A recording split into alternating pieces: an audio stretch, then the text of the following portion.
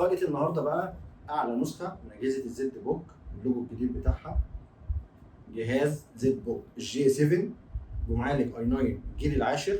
تصميم جميل جدا، وزن خفيف، الماتيريال بتاعته قوية، حاجة ممتازة جدا.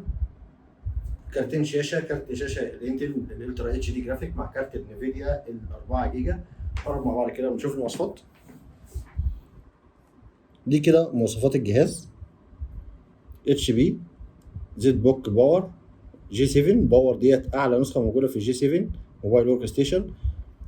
المعالج بتاعه اي 9 جيل عاشر، 16 سي بي يوز.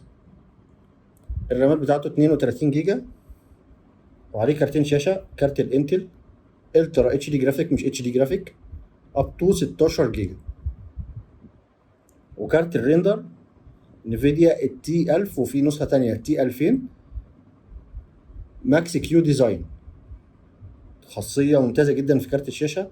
كارت الشاشه المساحه بتاعته الفعليه 4 جيجا اب تو 20 جيجا. الشاشه بتاعته الوانها ممتازه زي ما احنا شايفين كده، حاجه منتهى الروعه. جهاز وزنه خفيف، في بصمه هنا اهوت جنب اللوجو بتاع الاي 9 عاشر بتاع البروسيسور. نظام الصوت حاجه ممتازه جدا، وزنه خفيف زي ما احنا شايفين كده. المداخل والمخارج بتاعت الجهاز نقرب مع بعض كده.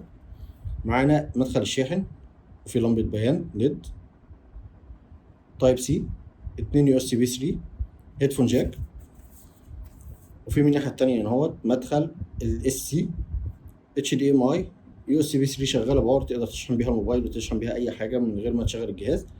الايثرنت، مدخل اللوك، فتحات تهويه عشان التبريد بتاع الجهاز دوت. طبعا جهاز فئه الورك ستيشن، حاجه ممتازه جدا. اتمنى الجهاز ده يكون عجبكم، ونشوفكم في فيديو تاني ان شاء الله، والسلام عليكم ورحمه الله وبركاته.